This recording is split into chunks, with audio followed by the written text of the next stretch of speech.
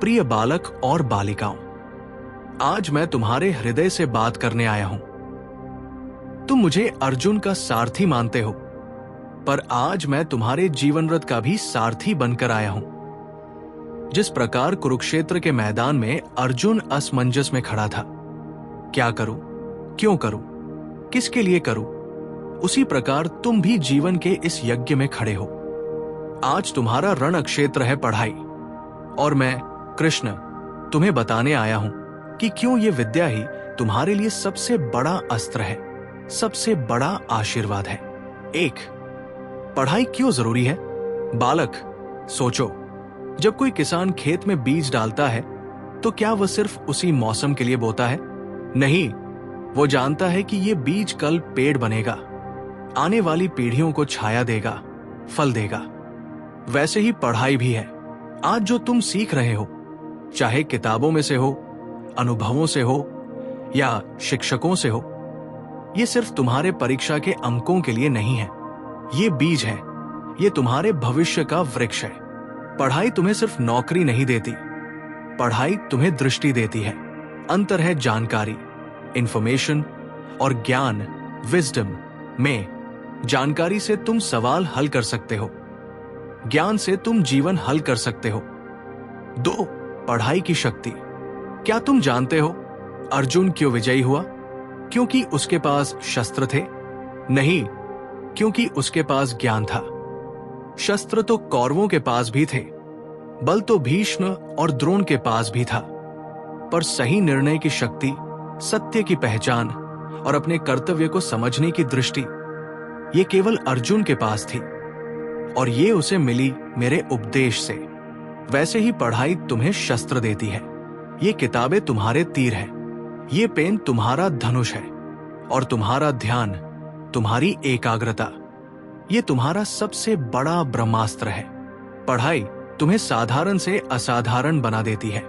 ये गरीब के बच्चे को भी महान बना देती है। ये तुम्हें वहां पहुंचा सकती है जहां तुम्हारे माता पिता भी कभी नहीं पहुंच पाए। तीन, माता पिता का सपना। बालक, एक पल आंख बंद करो और सोचो, तुम्हारे माता पिता ने किन किन त्यागों से तुम्हें यहां तक पहुंचाया है। कितनी रातें तुम्हारी मां ने नींद खोकर बिताई जब तुम बीमार थे। कितना पसीना तुम्हारे पिता ने बहाया ताकि तुम्हारे हाथों में किताबें हो सके, ताकि तुम्हें वही जीवन न जीना पड़े जो उन्होंने जिया। आज तुम्हारी पढ़ाई ही वो मार्ग है जिससे तुम अपने माता पिता को वो जीवन दे सकते हो जो वे नहीं जी पाए। क्या ये केवल तुम्हारा सपना है कि तुम सफल बनो? नहीं, ये तुम्हारे माता पिता का भी सपना है। तुम्हारी किताबों के हर पन्ने में उनका पसीना और आंसू छुपे हैं। इसलिए जब भी थक जाओ, जब भी हार मानने का मन करे, तो बस उनकी आंखें याद करना कि तुम्हारी सफलता ही उनका सबसे बड़ा उत्सव होगी। 4, अध्ययन साधना। जिस प्रकार योगी ध्यान करता है, साधु तप करता है, वैसे ही विद्यार्थी की साधना है पढ़ाई। जब तुम एकाग्र होकर किताब खोलते हो तो वो सिर्फ पढ़ाई नहीं, वो तपस्या है। वो तुम्हें चरित्रवान, धैर्यवान और शक्तिशाली बनाती है। अध्ययन तुम्हें सिर्फ अंक नहीं देगा, ये तुम्हें आत्मबल देगा, और आत्मबल से बड़ा कोई धन नहीं। हे बालक, मैं तुम्हें आश्वासन देता हूं, यदि तुम अपने अध्ययन को ही अपना धर्म मान लो, तो यही धर्म तुम्हें वहां पहुंचा देगा जहां कोई शस्त्र, कोई धन, कोई बल नहीं पहुंचा सकता। विद्यार्थी मित्रों, सोचो और नीचे कमेंट में लिखो, आज तक तुम्हारे माता पिता ने तुम्हारे लिए सबसे बड़ा त्याग क्या किया है?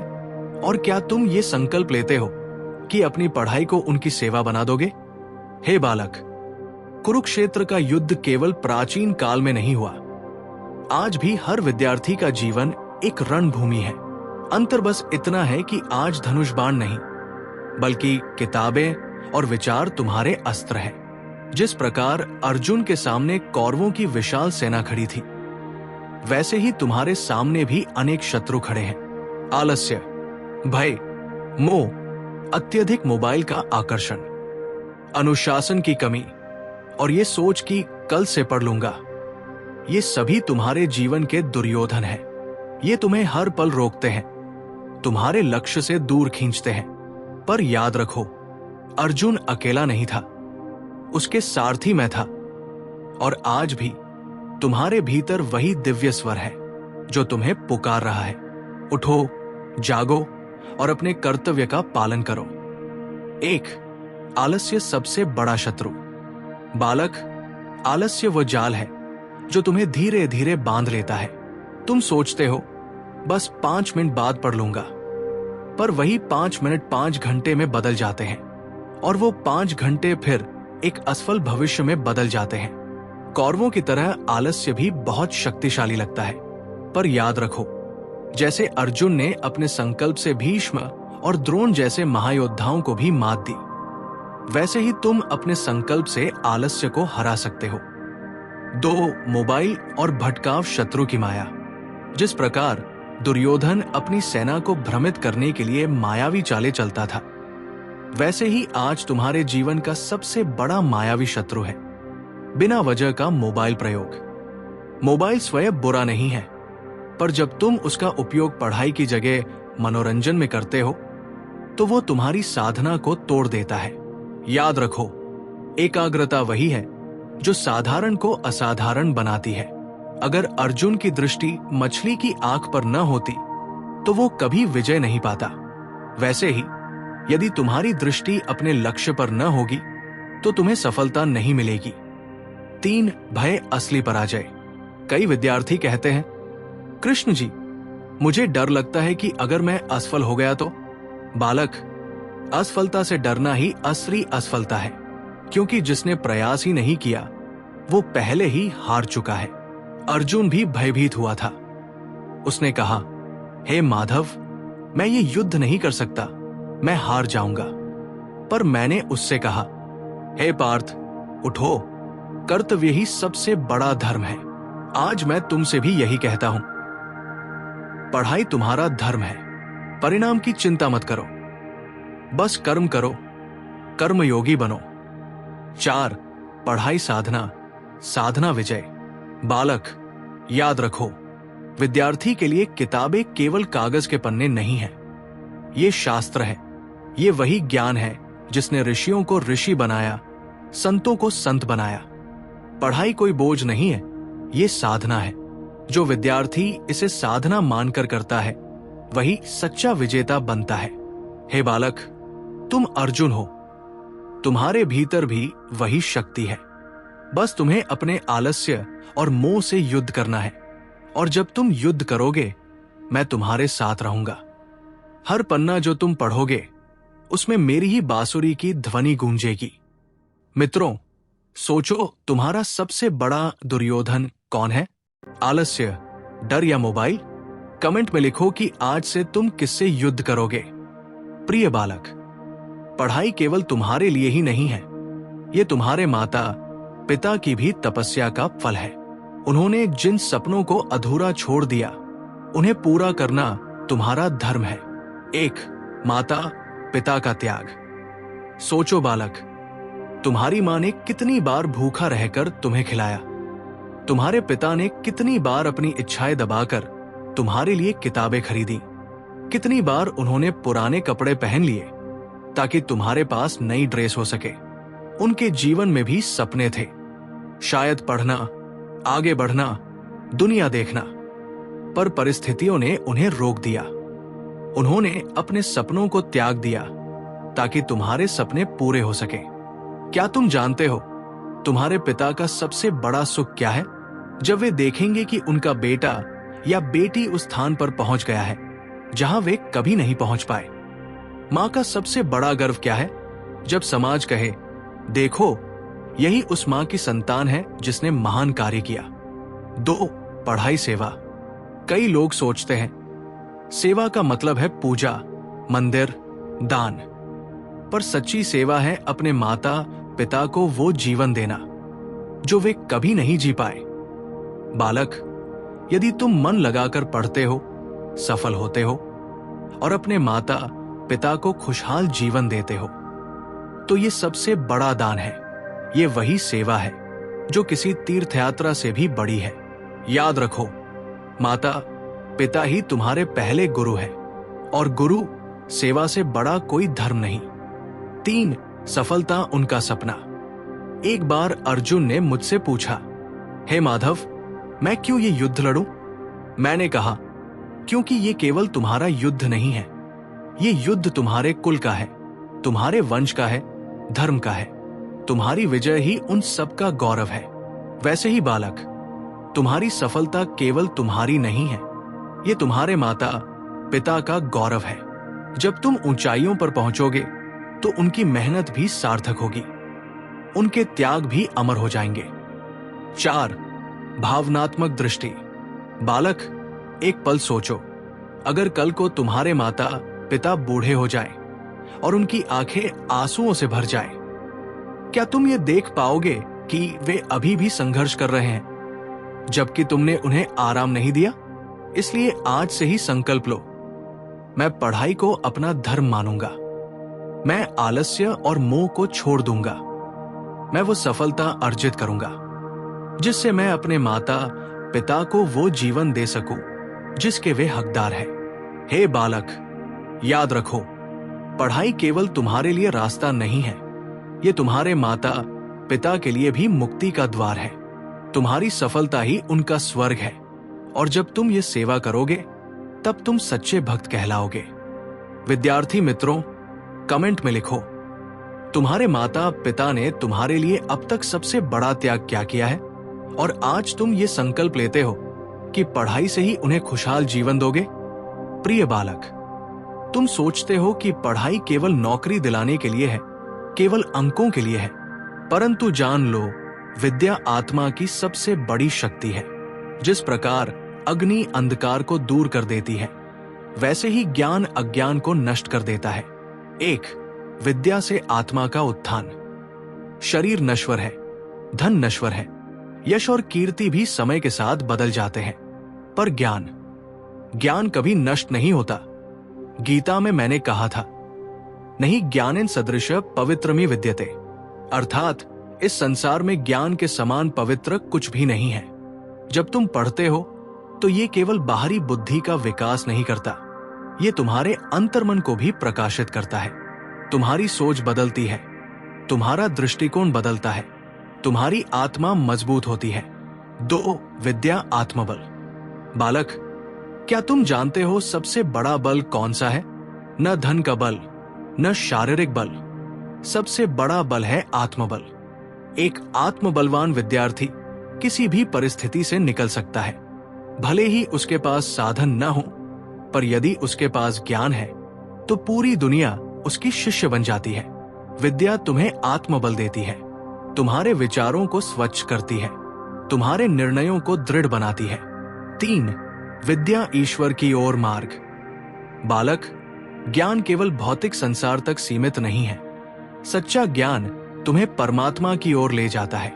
गीता में मैंने कहा था, तद्विद्धि प्रणिपातेन परिप्रश्नेन सेव्या उपदेक्षन्ति ते ज्ञान ज्ञानिनस्तत्वदर्शिन, अर्थात गुरु की सेवा और विनम्रता से प्रश्न पूछकर तुम सच्चा ज्ञान प्राप्त कर सकते हो, और वही ज्ञान तुम्हें सत्य का दर्शन कराएगा।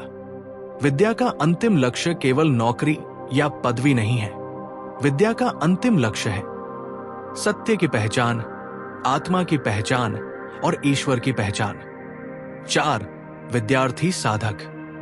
जिस प्रकार योगी ध्यान में बैठकर आत्मा से जुड़ता है, वैसे ही विद्यार्थी अपनी पढ़ाई में बैठकर विद्या से जुड़ता है। किताब उसके लिए ग्रंथ है, शिक्षक उसके लिए गुरु है, और उसकी एकाग्रता ही उसकी साधना है। विद्यार्थी जो मन लगाकर पढ़ाई करता है वो साधारण नहीं रहता, वो धीरे धीरे ऋषि के मार्ग पर चल पड़ता है। हे बालक, याद रखो, विद्या केवल तुम्हारे हाथों में नौकरी का पत्र नहीं रखती, विद्या तुम्हारे हृदय में प्रकाश रखती है, और ये प्रकाश ही तुम्हें परमपिता तक ले जाता है। यदि तुम अपनी पढ़ाई को केवल साधन नहीं बल्कि साधना मान लोगे तो तुम्हें केवल सफलता ही नहीं मिलेगी, तुम्हें आत्मसंतोष और ईश्वर का साक्षात्कार भी मिलेगा। विद्यार्थी मित्रों, कमेंट में लिखो, क्या तुम पढ़ाई को केवल नौकरी का साधन मानते हो या ईश्वर की ओर जाने वाला मार्ग? आज से तुम्हारा दृष्टिकोण क्या होगा? प्रिय बालक, ज्ञान का महत्व तुम समझ चुके हो। अब प्रश्न है, पढ़ाई कैसे करें? क्योंकि केवल पुस्तक खोल देना ही पर्याप्त नहीं है। सही ढंग से साधना करना आवश्यक है। 1. समय का सदुपयोग। बालक, समय सबसे बड़ा धन है। धन खो जाए तो वापस आ सकता है, पर समय खो गया तो लौटकर नहीं आता। इसलिए सबसे पहले समय का अनुशासन सीखो। जैसे युद्ध में हर सैनिक अपनी जगह पर खड़ा होता है, वैसे ही विद्यार्थी को भी समय पर अपनी किताबों के सामने बैठना चाहिए। सुबह का समय सबसे पवित्र होता है। मन शांत होता है, वातावरण निर्मल होता है। यदि तुम प्रातःकाल उठकर 1-2 घंटे पढ़ाई करो तो वो पूरे दिन के 4 घंटे के बराबर फल देगा। 2. लक्ष्य निर्धारित करो। यदि सैनिक को पता ही न हो कि शत्रु कहाँ है तो वो किस पर बाण चलाएगा, वैसे ही यदि विद्यार्थी को पता ही न हो कि लक्ष्य क्या है तो उसकी मेहनत व्यर्थ हो जाती है। इसलिए हर सप्ताह, हर महीने अपना लक्ष्य लिखो। लक्ष्य लिखना ही आधा विजय है। लक्ष्य स्पष्ट हो तो मन भटकता नहीं। 3. एकाग्रता अर्जुन दृष्टि। बालक, तुम्हें अर्जुन की कहानी याद है? जब गुरु द्रोणाचार्य ने विद्यार्थियों से पूछा, तुम्हें क्या दिख रहा है? तो सबने कहा, पेड़, पत्ते, डाल, आकाश। पर अर्जुन ने कहा, मुझे केवल मछली की आंख दिख रही है। इसी एकाग्रता ने उसे श्रेष्ठ बना दिया। विद्यार्थी के लिए भी यही नियम है। जब तुम पढ़ाई करो तो मन को बार बार खींचकर किताब पर लगाओ। मोबाइल, टीवी, गपशप, ये सब शत्रु है। अर्जुन दृष्टि रखो, केवल किताब, केवल लक्ष्य। 4. अध्ययन की विधि। बालक, कुछ विद्यार्थी कहते हैं, कृष्ण जी, मैं घंटों पढ़ता हूं पर याद नहीं रहता। याद रखो, पढ़ाई केवल रटना नहीं है। पढ़ाई का अर्थ है समझना, सोचना और लिखना। सही विधि यह है, पहले विषय को ध्यान से पढ़ो, फिर अपनी भाषा में दोहराओ, उसके बाद उसे लिखकर अभ्यास करो और अंत में किसी और को समझाओ। यदि तुम ये 4 कदम अपनाओगे तो ज्ञान तुम्हारे भीतर स्थायी हो जाएगा। 5. विराम और संतुलन। बालक, साधना का अर्थ ये नहीं कि शरीर को थका दो। अत्यधिक दबाव से मन चिड़चिड़ा हो जाता है और याददाश्त कम हो जाती है। इसलिए हर 1-2 घंटे बाद थोड़ा विश्राम लो, गहरी सांस लो, ध्यान करो, थोड़ी सैर कर लो, फिर वापस किताब पर बैठो। इससे मन ताजा रहेगा और पढ़ाई फलदायी होगी। 6. संकल्प शक्ति। सभी विद्यार्थी कहते हैं, कल से शुरू करूंगा, पर कल कभी नहीं आता। सफल वही होता है जो आज ही संकल्प ले। अर्जुन ने युद्ध के समय कहा, मैं कल बाण चलाऊंगा, तो क्या वो विजयी होता? नहीं, विजय उसे मिली क्योंकि उसने उसी क्षण निर्णय लिया और बाण उठाया। तुम भी आज ही संकल्प लो, आज से, अभी से मैं अपनी पढ़ाई को धर्म मानकर शुरू करता हूं। हे बालक, यदि तुम समय का मूल्य समझो, लक्ष्य निर्धारित करो, अर्जुन दृष्टि रखो और मन को साध लो, तो कोई भी शक्ति तुम्हें रोक नहीं सकती। तुम्हारा हर पन्ना तुम्हें विजय की ओर ले जाएगा और मैं तुम्हारे मन में बैठा हुआ हर पल तुम्हारा सारथी रहूंगा। विद्यार्थी मित्रों, नीचे लिखो, आज से तुम अपनी पढ़ाई की कौन सी नई आदत शुरू करोगे? सुबह जल्दी उठना, लक्ष्य लिखना या अर्जुन दृष्टि रखना? प्रिय बालक, अब तक तुमने समझा कि पढ़ाई कैसे करनी है, परंतु केवल पढ़ाई कर लेना ही पर्याप्त नहीं है। ज्ञान का सच्चा उद्देश्य है चरित्र का निर्माण। 1. विद्या का असली अर्थ। बालक, विद्या का अर्थ केवल अंकों तक सीमित नहीं है। विद्या वह है जो तुम्हें विवेक दे, निर्णय शक्ति दे और सही गलत में भेद करना सिखाए।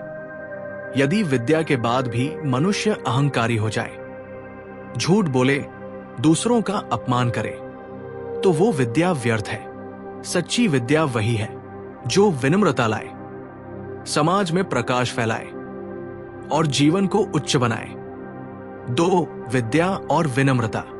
बालक, जैसे वृक्ष पर जब फल आते हैं तो उसकी डालियां झुक जाती है, वैसे ही ज्ञानी मनुष्य हमेशा नम्र होता है।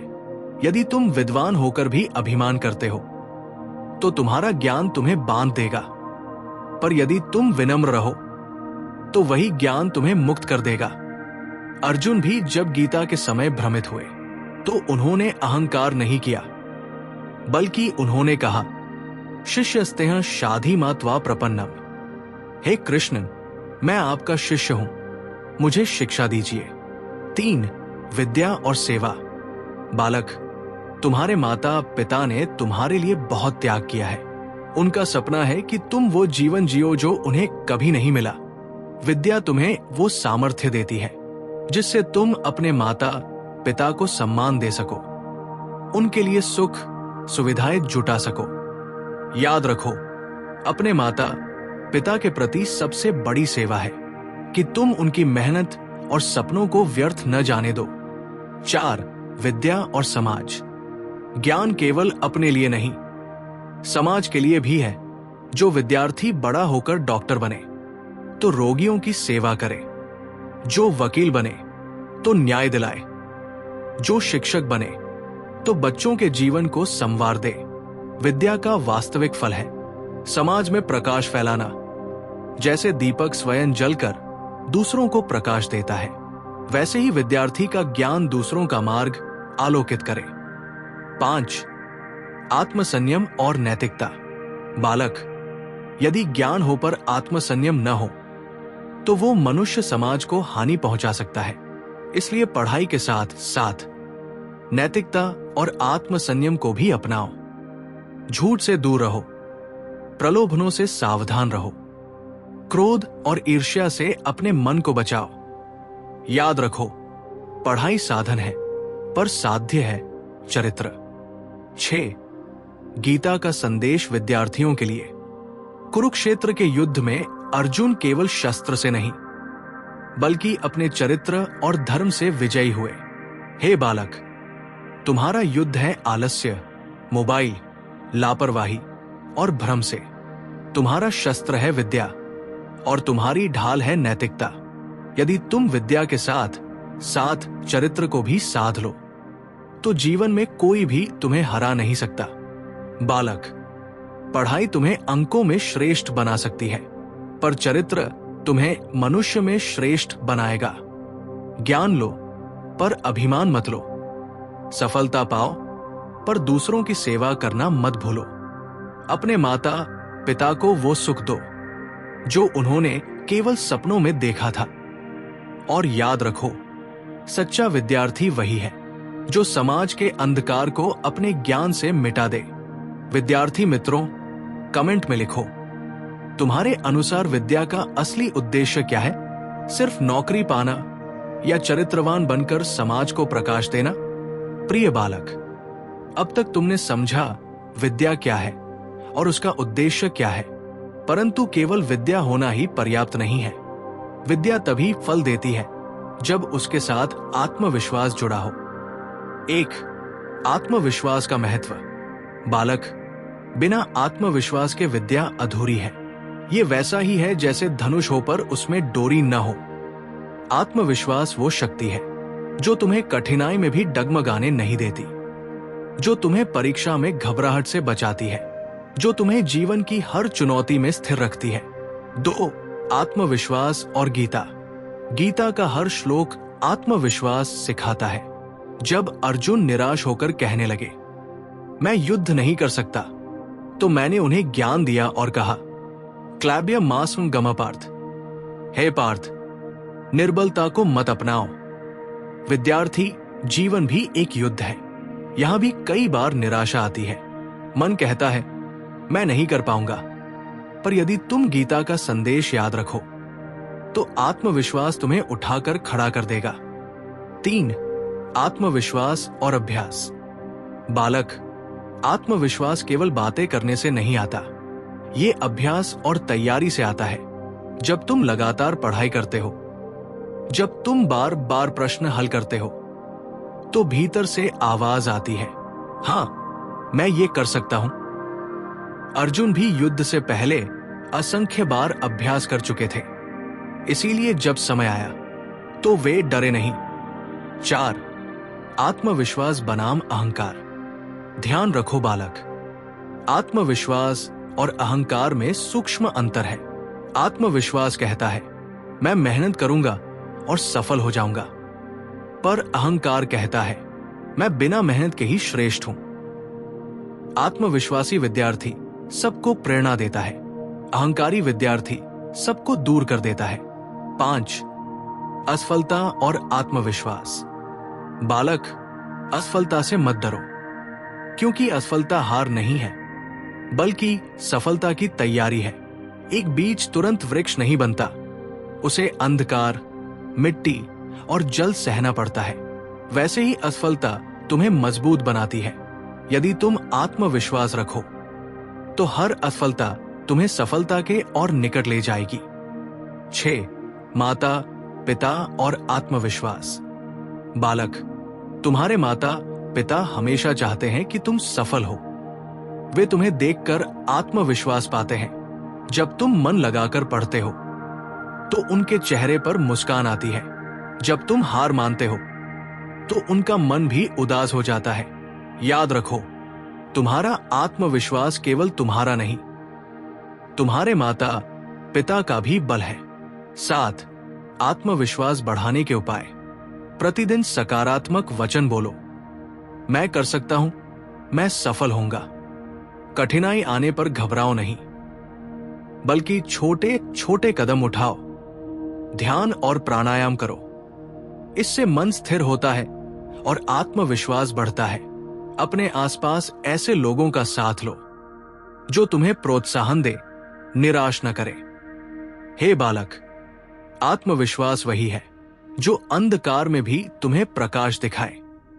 यदि तुम विद्या को साधो और आत्मविश्वास बनाए रखो तो कोई भी परीक्षा, कोई भी बाधा तुम्हें रोक नहीं पाएगी।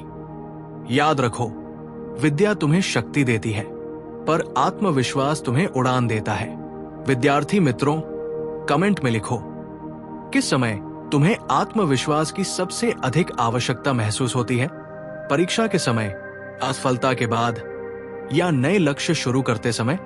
प्रिय बालक, अब तक तुमने जाना कि विद्या और आत्मविश्वास कितने महत्वपूर्ण हैं। परंतु यदि विद्या और आत्मविश्वास को सही दिशा में ले जाने वाला अनुशासन न हो तो ये सब अधूरा रह जाता है। 1. अनुशासन क्यों आवश्यक है? बालक, अनुशासन जीवन की वो डोर है जो तुम्हें लक्ष्य से बांध कर रखती है। बिना अनुशासन का विद्यार्थी वैसा है जैसे नाव तो हो पर चप्पू न हो। लक्ष्य सामने होते हुए भी वो वहां तक पहुंच नहीं सकता।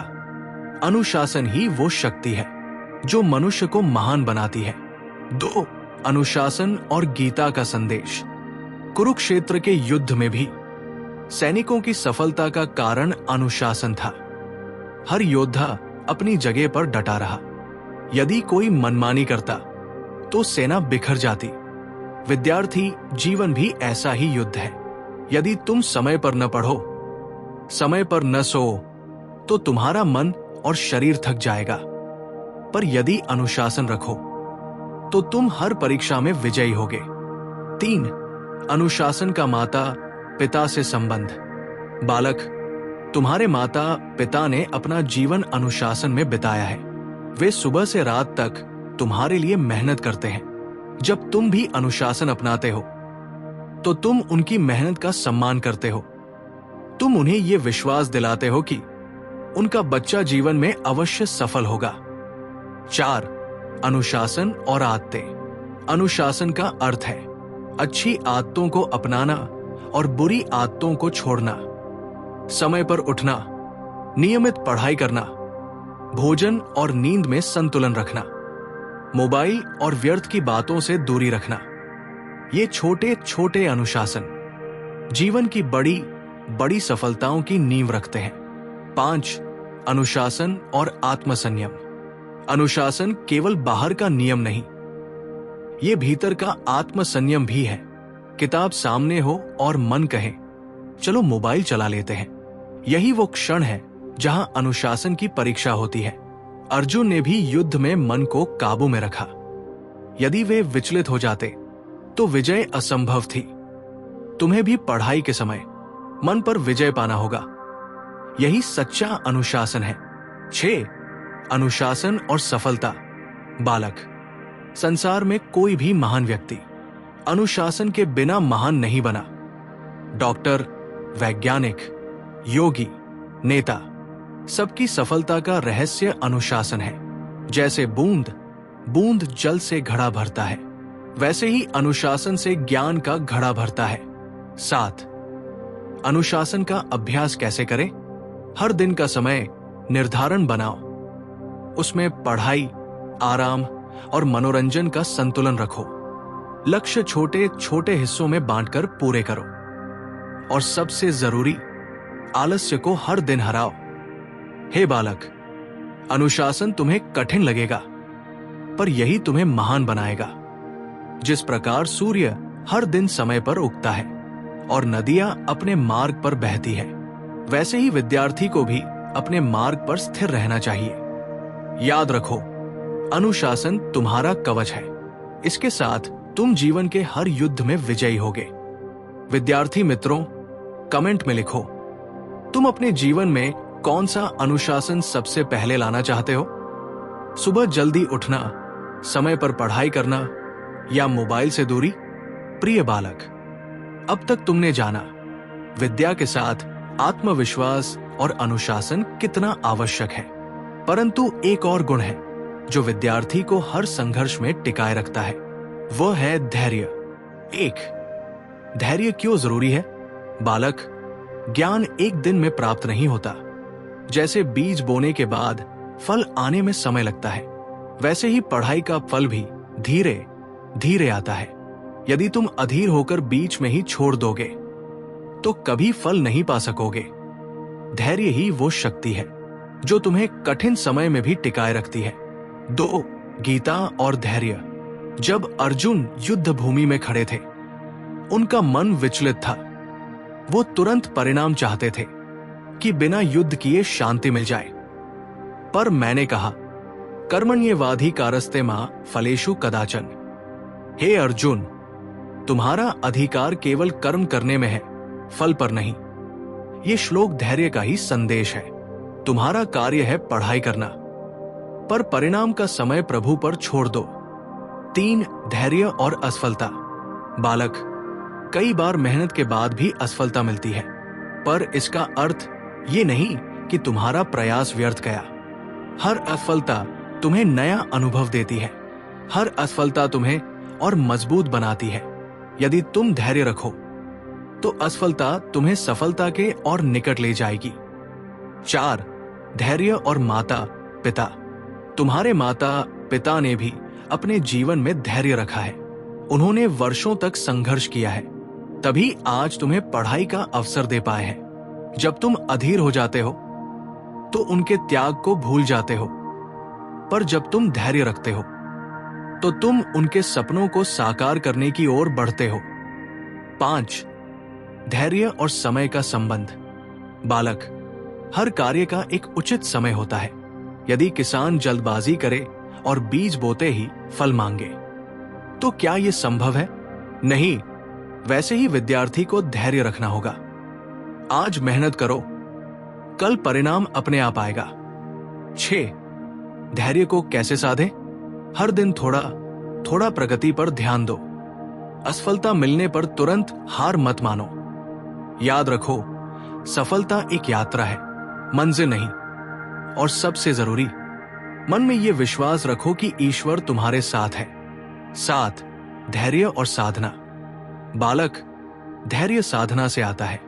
जब तुम ध्यान करते हो, गहरी सांस लेते हो, तो तुम्हारा मन स्थिर होता है। मन का स्थिर होना ही धैर्य है। स्थिर मन ही दीर्घकालीन सफलता का रहस्य है। हे बालक, धैर्य वह दीपक है जो अंधकार में भी तुम्हें राह दिखाता है। यदि तुम विद्या को साधो, अनुशासन अपनाओ और धैर्य रखो, तो कोई भी बाधा तुम्हें रोक नहीं पाएगी। याद रखो, धैर्य ही वो शक्ति है जो बीज को वृक्ष बनाती है और विद्यार्थी को महान बनाती है। विद्यार्थी मित्रों, कमेंट में लिखो, तुम्हें कब सबसे ज्यादा धैर्य की आवश्यकता महसूस होती है? पढ़ाई के लंबे सफर में, असफलता के बाद, या परिणाम का इंतजार करते समय? प्रिय बालक, अब तक तुमने जाना विद्या, अनुशासन और धैर्य की शक्ति। पर एक और तत्व है जो तुम्हें साधारण से असाधारण बनाता है, वो है श्रद्धा। एक, श्रद्धा का अर्थ। बालक, श्रद्धा का अर्थ है अडिग विश्वास। विश्वास अपने परिश्रम पर, विश्वास अपने मार्ग पर, और सबसे बढ़कर विश्वास ईश्वर पर। यदि श्रद्धा न हो तो विद्या केवल जानकारी बन जाती है, पर जब श्रद्धा जुड़ जाती है तो विद्या प्रेरणा और साधना बन जाती है। 2, गीता और श्रद्धा। अर्जुन ने जब अपना धनुष नीचे रख दिया तो वो केवल ज्ञान से नहीं उठे, बल्कि श्रद्धा से उठे। मैंने कहा था, श्रद्धावान लभते ज्ञानम। जो श्रद्धा करता है वही ज्ञान प्राप्त करता है। बालक, केवल पढ़ाई काफी नहीं है, पढ़ाई में श्रद्धा जोड़नी होगी। श्रद्धा ही वो शक्ति है जो तुम्हें कठिनाइयों में भी आगे बढ़ाएगी। 3, श्रद्धा और विद्यार्थी। एक विद्यार्थी जब किताब खोलता है तो उसे ये मानना चाहिए कि ये केवल कागज नहीं, बल्कि ज्ञान का द्वार है। जब तुम अध्यापक से सुनते हो तो ये सोचो कि ये केवल शब्द नहीं, बल्कि ईश्वर का संदेश है जो तुम्हें मार्गदर्शन दे रहा है। 4, श्रद्धा और माता पिता।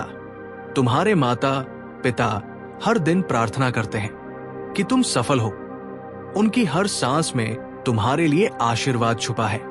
यदि तुम पढ़ाई में श्रद्धा रखो तो तुम केवल अपने लिए नहीं, बल्कि उनके सपनों और आशीर्वादों के लिए भी मेहनत कर रहे हो। 5, श्रद्धा और बाधाएं। बालक, जीवन में बाधाएं आएंगी, कभी आलस्य, कभी निराशा, कभी प्रलोभन, पर श्रद्धा वो ढाल है जो इन सब बाधाओं को परास्त करती है। श्रद्धा कहती है, भरोसा रखो, आगे बढ़ो, हार मत मानो। 6, श्रद्धा कैसे बढ़ाएं? रोज सुबह प्रार्थना करो, छोटी सी ही सही।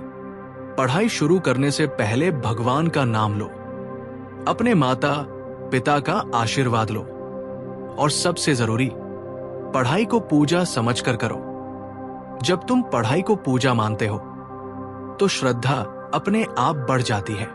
7, श्रद्धा का फल। श्रद्धा से पढ़ाई करने वाला विद्यार्थी कभी अकेला नहीं होता।